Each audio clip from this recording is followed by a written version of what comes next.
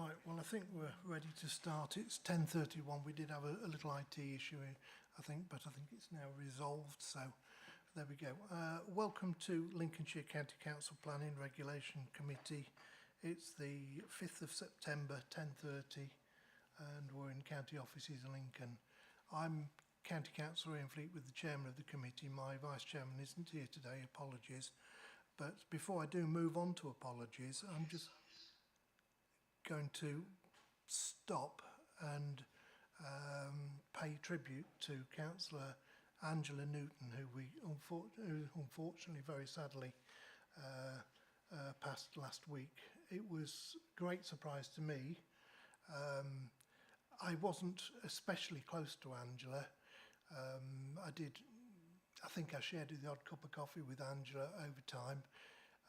I heard via various people that she was exceedingly well respected in her own division, and people from the south of the county spoke very highly of her. My experience of Angela in Lincoln was that she worked with integrity, she was caring, she listened to debate, and she did work for the benefit of people, for the benefit of Lincolnshire, and that truly came through as a member of this committee too. I don't know, this is probably the hardest meeting I'm actually chairing. I've been chairman for a few years now, but you know, the respect is completely there, and I do pass on best wishes, condolences to Angela's family, friends and acquaintances. I think I learned a few things from Angela in the few times when I did exchange words, good words, polite words. We did work cross-party. Okay, I didn't necessarily share the same flag, and planning doesn't have a political agenda. It certainly shouldn't have a political agenda. But we did have a level of respect, and that mutuality did work together. And I think that's important, that everybody should remember, whether it's down to Angela, whether we as councillors work between each other or with officers, that we do hold dignity and respect, and that we should all be working for the good of everybody to the best of our abilities. And that's very true of the planning system, as well as how a council might function too. I think perhaps what we should do is just have a minute's silence and probably stand just in memory of Angela.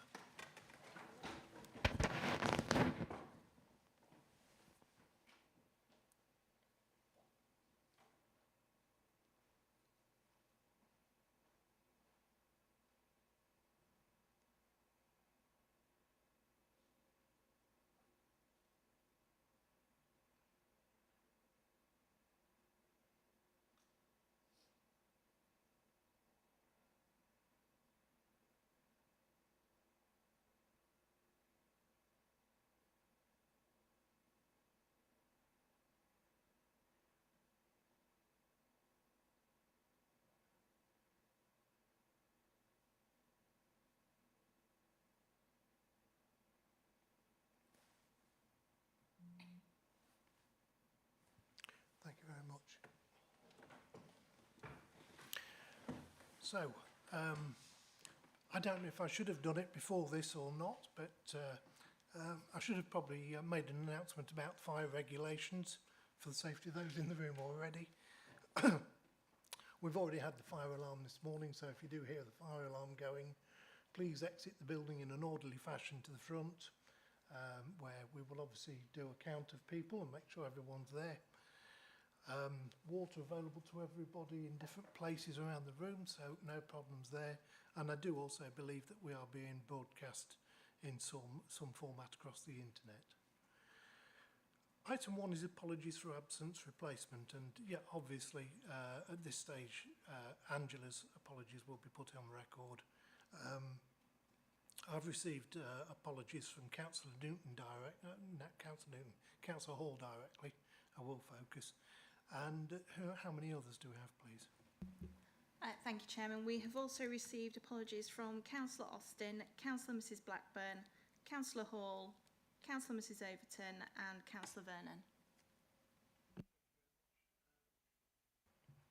We don't have any replacement members, but we do have Councillor Dilks, who's come to observe the planning committee and see how we function, which is excellent. Item 2 is declarations of members' interest. Obviously, members can declare at this stage or at any point during the committee. I can see some hands going up. Would you like to start, please? Thank you, Chairman. It's just to draw members' attention to my DPR form, because Sherwood Lee has made a comment on application 4.1. I have not had any conversation with Sherwood on this matter. This has been done without my knowledge, but I do work for him, as my DPI form shows, but I am here with a totally open mind and haven't had any conversations on the matter. Thank you. That, for the benefit of the internet, that was Councillor Smith. I don't see anybody else indicating. Everyone's to my right-hand side. I'm looking to the left. I don't know why, but there we are. Item 3 then is minutes of the previous meeting. That's 25th of July. Previously been circulated. I've got a set of minutes, but here we go. There's another set coming over. Thank you very much. They've previously been circulated. People have had an opportunity to look at them. I'm going to move them as a true record. Can I have a second, please? Thank you, Councillor Skinner. Are there any dissenters? I'll give you an opportunity. Yes, no. There are no dissenters, so therefore I'll take it that is carried. Item 4 becomes on to traffic items, and the first one's 4.1, A156 Gainsborough Road, Lee. And Jan Gibson is here to assist us with the application, so the proposal, the floor is yours. Thank you, Chairman. I think there's a PowerPoint coming up.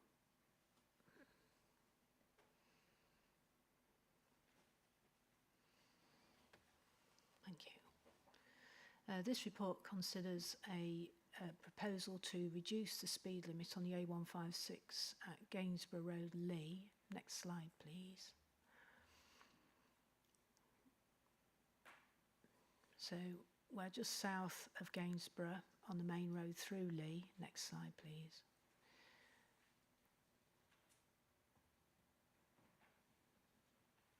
The County Council's speed limit policy allows us to consider a borderline case where the mean speed of traffic lies within 3 miles per hour of that required for a limit. The mean speeds here averaged at just over 33, which means we can consider this extension to the existing 30 to cover the whole 40 through Lee as a speed limit, and therefore, subject to the committee's approval, we will take this forward. Thank you. Thank you very much for the introduction. I probably should say that I'm a district councillor at West Lindsey, and the net result of that is that I've been a district councillor there for quite a few years, and very frequently I drive along this road. I know the area very well. I'm quite happy to move the recommendation. It's here for approval. Would anybody else like to speak to the application? Councillor Smith, please. Thank you, Chairman. I, like you, know this road very well. I was reading it with the report with interest because, as the slides show, one area in terms of speed is quite drastically lower than the other 2 areas surveyed. So is there not a risk of undermining, and this is your professional opinion, Jan, I'd appreciate, is there not a risk of undermining the intent of the speed limit policy if all 3 areas in the specific situation are taken together? Because it clearly shows that were you to remove area 1, that this would not be a borderline case, if my maths is correct. Would a more proportionate approach not be to reduce section 1 and leave the other 2 sections as they stand, unless other information shows a need for a reduction, or in your professional view, it's improper to separate the areas on the basis I've alluded to? If it is improper in your professional view, is a reduction in the limit across the whole road justified? Thank you.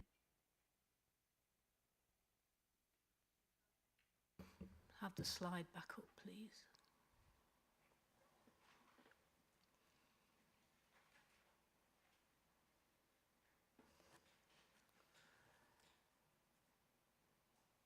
So I think, yes, I understand the point you're making, Councillor Smith. I think we're taking the 36 mile per hour mean speeds as being within 3 miles per hour of the table 3, and therefore we have gone for that reduction across the whole length of the limit.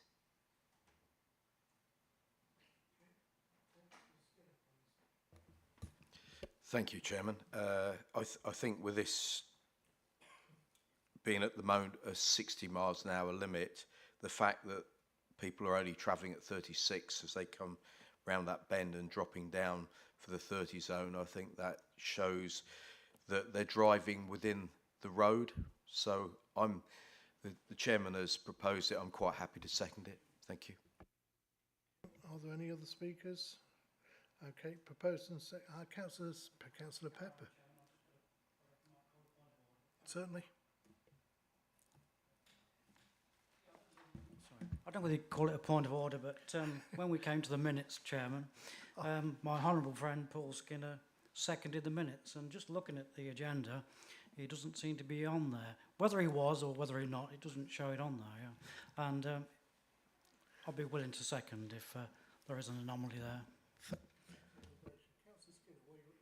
I wasn't. I observed it, but he's quite correct. He should second it.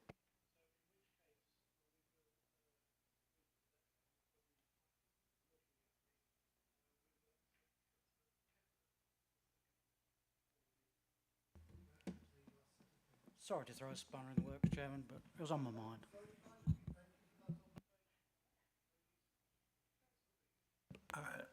Similarly, I'm not noted anywhere, and I wasn't here because we had a full SKDC council meeting on that day, so my apologies should be there. Thank you.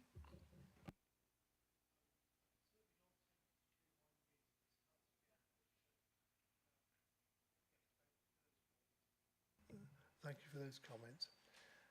Okay, anybody else? You know, I will take any comment directly about the minutes if anybody wants to do it, but once we've had these comments, that will be it.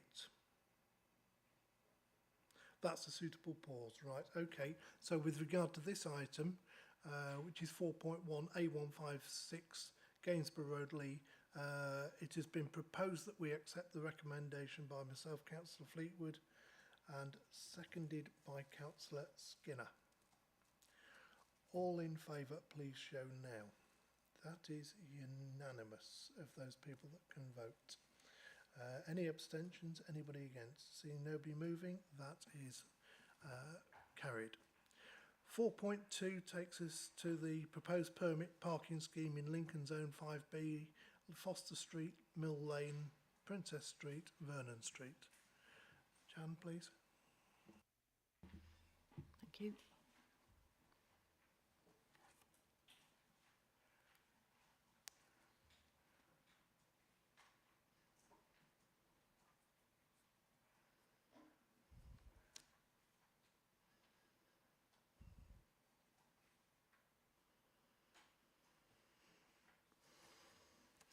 Thank you. So this report considers the proposed permit scheme in a number of streets in Lincoln. Next slide, please. It's a block of streets just off the High Street in Lincoln: Princess Street, Foster Street, Mill Lane and Vernon Street. Next slide, please.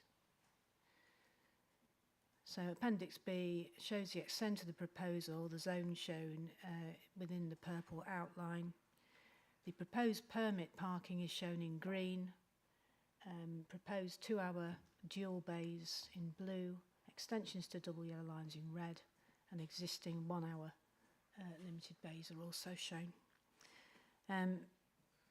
As in the report, we've done the necessary consultation with residents. We got a majority support for the scheme and so therefore progressed it. We've had a number of objections, mainly to do with those properties that were excluded from the scheme.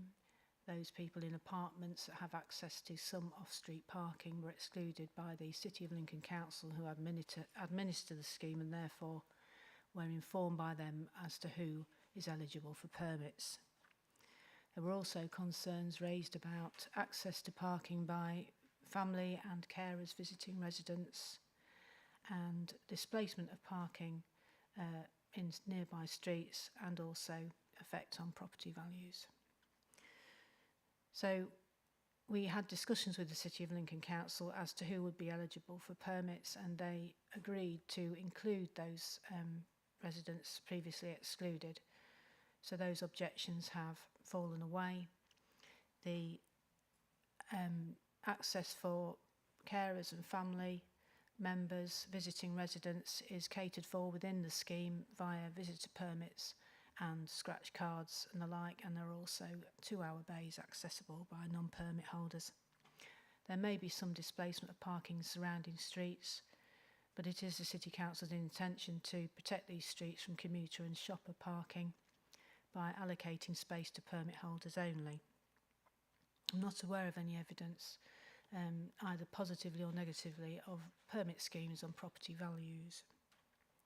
So the recommendation is that the committee overrules the objections and approves the scheme as advertised with the inclusion of the additional eligible properties outlined in the report. Thank you. Thank you for the introduction. Obviously, this is on the fringe of Lincoln Town Centre, and the comment of displacement parking is there. Inevitably, there are people who are displaced from other areas who are currently using this as a parking zone, and indeed once this becomes a parking zone, the ripple effect will go potentially somewhere else, but it becomes a managerial issue with regard to how it works. So whilst a lot of the residents might be affected, might not be affected, because there is the residents' ability to park within the zone with the permits, it might potentially make it easier for local people to park in this area, for local people. So on the basis of the report, and I think it's been well founded and well researched, I'm quite happy to move it. Would anybody like to speak to the application, please? Councillor Reid. Thank you very much, Chairman. Well, we did do a site visit, and it was clear to see what the situation was, and I'd actually support your comments where it is for the residents, and be happy to second. Thank you. Thank you very much. We've seen the effect in different parts of the town, and the issue is that we do have a large amount of vehicles coming in and out of the town. It might not necessarily be down to universities or whatever, but certainly as we get a larger pedestrianised area within the centre, there will potentially be this knock-on effect to the displacement in other areas. How retail, how the town centre functions in a few years' time with the likes of the World Wide Web, who knows? But at the moment, this is what we can manage. And again, everything isn't necessarily completely set in stone. These things can be revisited in the future if trends and lifestyles change. Okay, I can see nobody else wishing to speak, so proposed and seconded. All in favour, please show now. That is unanimous again for people that can vote. I will say anybody against, any abstentions, and seeing no movement, that is also carried. So I will now take you to Grantham 4.3, and that is Mount Street, proposed waiting restrictions. Jan, the floor is yours again, please. Thank you, Chairman.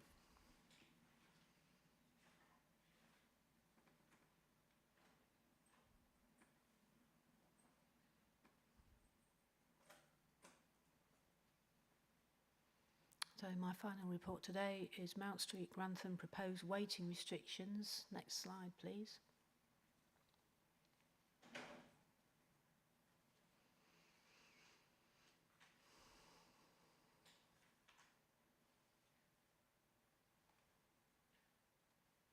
So Mount Street is a cul-de-sac serving a number of properties, garages and a business which lies just off the A52 Barrowby Road roundabout. Next slide, please.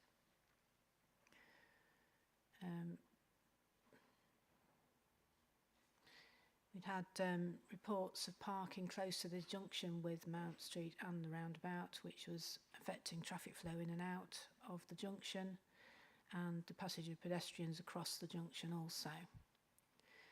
The proposal is to restrict parking on the east side throughout and along the west side, leaving a gap for 2 to 3 vehicles. We initially consulted on double yellow lines throughout the cul-de-sac, but feedback from residents indicated that there's limited on-street parking in the area, so we've retained where we can, where we feel it's safe to, a space for on-street parking. Next slide, please. So currently the photo on the left shows parking across the pedestrian footway and in the mouth of the junction. Our proposals on the right are to restrict that parking, extend it on the west side to improve visibility for resident pedestrians and to maintain an area of parking where the carriageway widens out and not affect access through to the rear. The objections received are that this will still cause problems for larger vehicles passing through Mount Street, and that pedestrians will be vulnerable to the flow of traffic. As I've said, we believe that the restrictions can do cater for these issues and that a small area of unrestricted parking can be maintained. It's therefore recommended that the committee overrules the objections so that we can proceed with implementing this scheme. Thank you. Thank you. Now, I do know Grantham a little bit. I do know this area. I've been caught up in various traffic diversions, restrictions over time. But I'm just looking around the committee to see if there's anybody with a strong Grantham connection who would like to talk to the application. I can address it, but Councillor Reid, I can just see you're nearly itching to make a comment. Well, thank you, Chairman. Obviously, our district offices are in Grantham, and I'm often there, as indeed one or two other members are as well. I know exactly where it is. It's also addressing resident safety, I think, and I think on that strength in particular, I would support what is being put forward. I can understand why you have received some objections, and I can understand from a parking point of view, but overall I think it would be the right thing to do, so I'd like to support the scheme. You'd like to support it, move it? I will move it if you would like me to. Thank you. Okay. Would anybody else like to speak to the application? Councillor Ashton. Very happy to second, Mr. Chairman.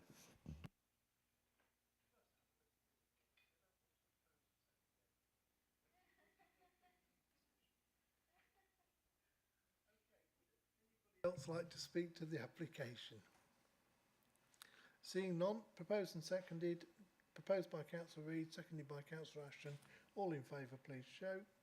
That is unanimous of those people can vote, but I will say abstentions or anybody against, and yes, nobody moves, so that's excellent. That's also carried. So thank you, Jan. It's a full house for you today. We will move on to the county matters, item 5 and 5.1. Mr. McBride will take his seat, and when he's ready, we will move on to the application.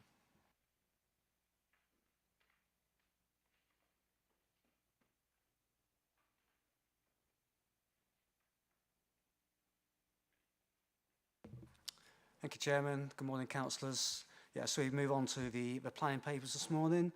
The paper before you is an application that takes us to Glentham, and the proposal is to seek planning permission to construct a non-farm anaerobic digestion plant, associated infrastructure, lagoons and feed stop clamps at Landoff Bath Lane, Glentham.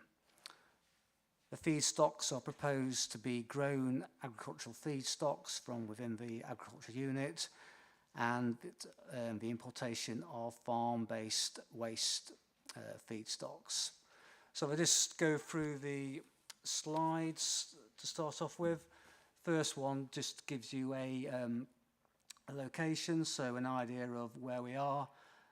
We're to the east of the A15, just east of Caneby Corner, and then along the A631 we come to Glentham, and the application site is to the northeast of Glentham and to the southeast of Bishop Norton. You see there the access is off Bath Road, the access track, and the next slides show a little bit more detail as to the site location. So there you have the site location and the site layout. Immediately to the south of the proposed application site is a agricultural irrigation reservoir, and you'll see that in a bit more detail in some photos in a minute. But this sets out the layout of the application site, and you'll see the detail in the committee report setting out all the various buildings, plant and machinery that's associated with the application. The access road, you'll see there runs southwards to Bath Road. So we have the next slide, please. So these two slides, the one on your left shows Bath Road, which is where the access will be from the public highway.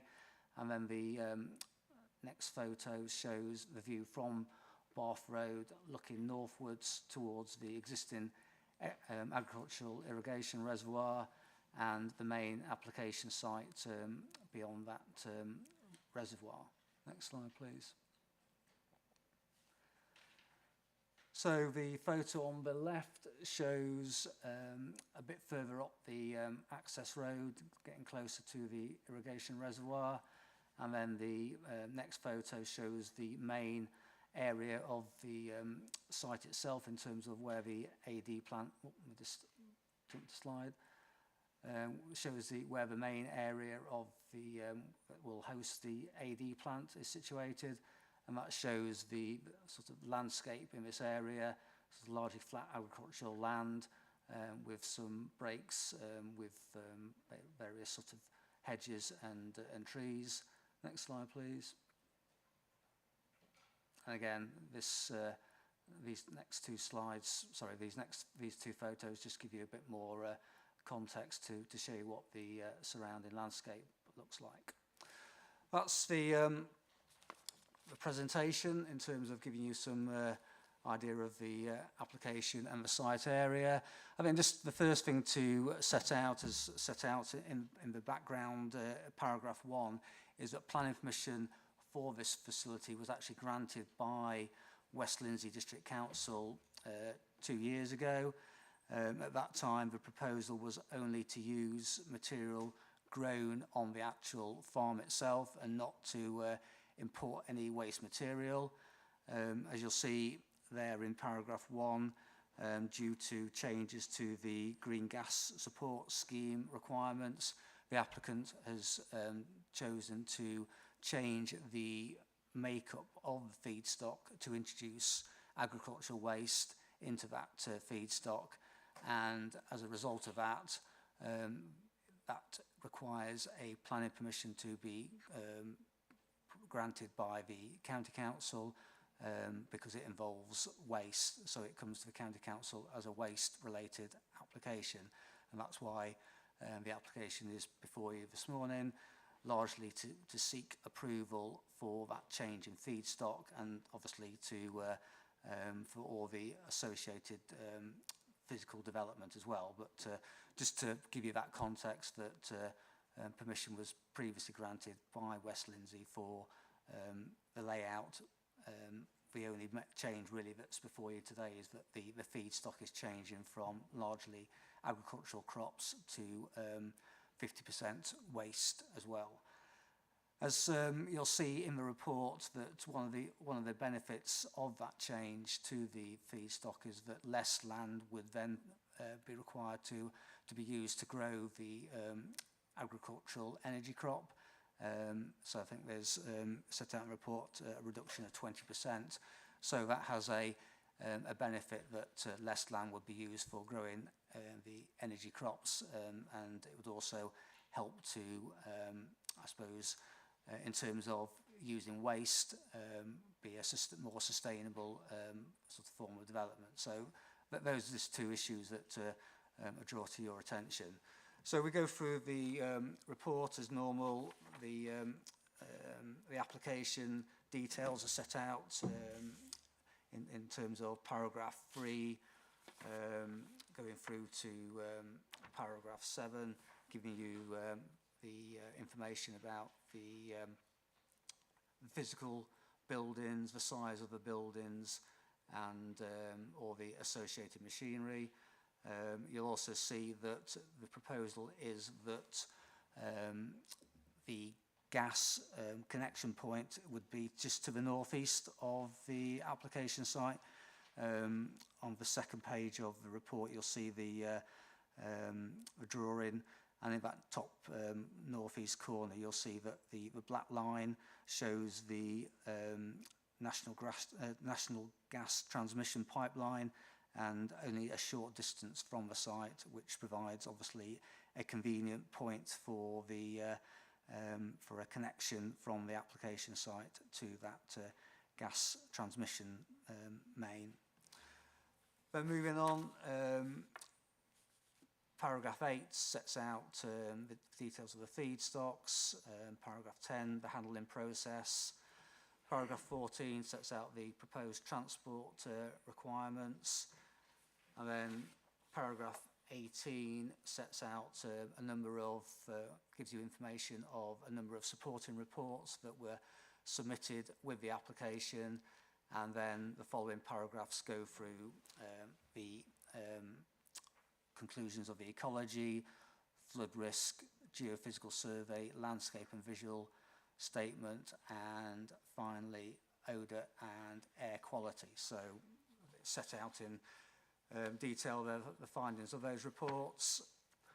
And then moving on, if I take you to paragraph 50, which sets out the results of the consultation and publicity. You'll see that whilst Glentham Parish Council, where the application is actually situated, have raised no objection to the application, Bishop Norton Parish Council, which is to the north, have raised concerns, or they've made comments on the application, which are again set out in the committee report in detail. Moving on, just draw your attention to the third of the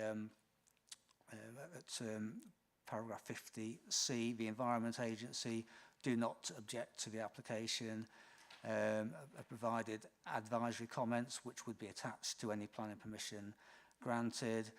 And these comments include the fact that there would also be a requirement for an environmental permit, which would control the day-to-day activities of the site. So set that out, and then just below at 50 paragraph E, you'll see that the highway officer has raised no objections to the application, subject to a condition for a construction management plan to be imposed on any permission granted. Then moving on, paragraph 51 sets out some objections that have been raised by local residents. And just to update you, you'll see in the update that was circulated on Friday that we've received a further objection from a local resident, which doesn't really raise anything new to those that are in the report, but just to make you aware of that. Moving on, paragraph 52, West Lindsey District Council do not wish to make any comment on the application. And then, as normal, from paragraph 53 onwards, the conclusion, bringing together the proposed application against the relevant planning considerations. Again, as normal, set out in some detail, but I won't go through those as they're all clearly set out in the report. Then moving on to the recommendation is that planning permission be granted subject to the conditions set out in the report, to the 8 conditions. But again, I'll just draw your attention to a request from the applicant that condition 6 is amended to include maize in the feedstock proposals for that condition, and as your officer's advice is that there's no problem with that being included, so I would suggest that as an amendment, condition 6 is amended to include maize in the feedstock. But other than that, Chairman, that's the report with the recommendation for planning permission to be granted. Thank you very much. I do believe we have a speaker to speak to the application. If you'd like to come down, we have a chair reserved for you at the front. Unfortunately, I don't have your name, which if you'd like to introduce yourself when you get there, that'll be superb. We can afford you, normally my vice chairman would do the time, and it's 3 minutes to address the committee, and potentially the committee may or may not want to ask 1 or 2 relevant pertinent questions or not, following on from your presentation or your speech. When you're ready, the floor is yours.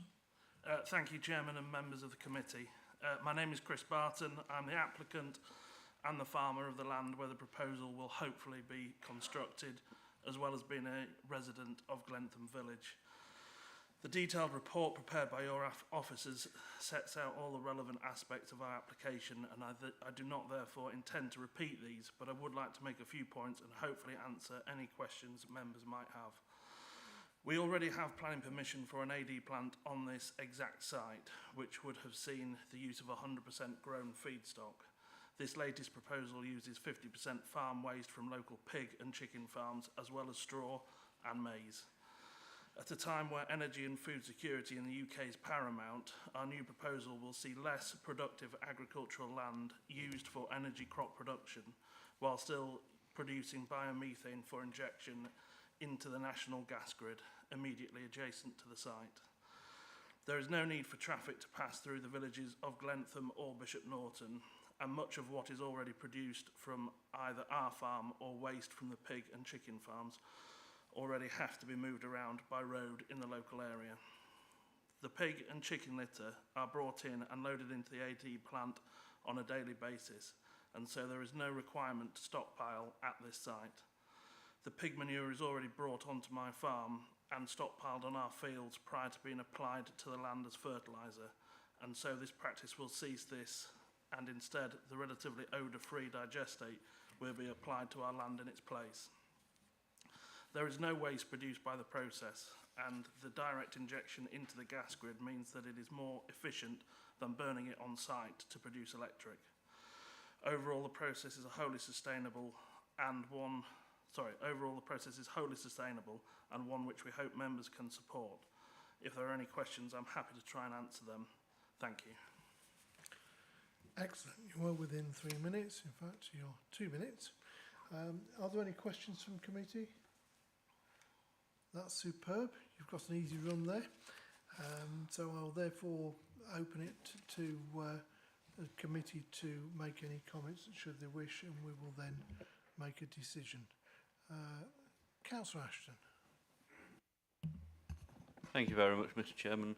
I think we're all familiar with anaerobic digesters. Having certainly in the last term, we had a site visit over to one at Wrangle to see one of these plants in operation. The technology has been around for quite some time. I'm perfectly comfortable with it. As we've heard, there is permission for one of these already on site. All we're doing is determining what it can be fed with, and clearly it's much better to use recycled product rather than having to grow new. So completely support this application and happy to move it, Mr. Chairman. And I assume you're moving it with the amendment to condition number 6, which includes maize. Yes. Thank you. Councillor Skinner, please. Yes, I'm quite happy to second this, and I think the geography of this site actually works for the new ingredients, but the maize did have to be included because it's very important to keep these things balanced. So no problems, thank you. Second, Councillor Reid, please. Thank you very much. Well, looking through the application, one can clearly see the usual concerns to do with odour. I see that in the recommendations there is curtilage in there and the laws where air quality control is, and I think it's important that we note that we have taken concern from objections and local neighbours, but in the curtilage of the application I'm fully prepared to support it because it is within the rules of the land. Thank you. Thank you. I don't think there's anything for Mr McBride to respond to there. Are there any further speakers? I don't see anybody. Okay, so proposed by Councillor Skinner, proposed by Councillor Reid, seconded by Councillor Skinner. Tom Ashton, I'm cracking up here. You can see, I told you this was going to be a bad day for me. I'm still dwelling over our, the item I talked about at the beginning of the meeting. It's quite bizarre that although I wasn't exceptionally close to Councillor Newton, it's just very, very moving that she's not within the committee today. So, proposed by Councillor Ashton, seconded by Councillor Reid. Skinner. You see, I told you I was. It's been proposed and seconded. We've identified who those people are. All in favour, please show now. There we go. Excellent. Thank you very much. That is unanimous. But I will say, is there any movement with regard to against or abstentions? And I see nothing, so that is fine. Also part of the, so that is carried and that is granted, so no problems. Now, on the Friday update as well, you did see one or two bits and pieces with regard to planning enforcement and bits and pieces attached, so it's not listed on the agenda, but I'm sure that the committee have noted it and it's all A-OK. So, at about 11:18ish, I'll wish you all a safe journey home and please take care.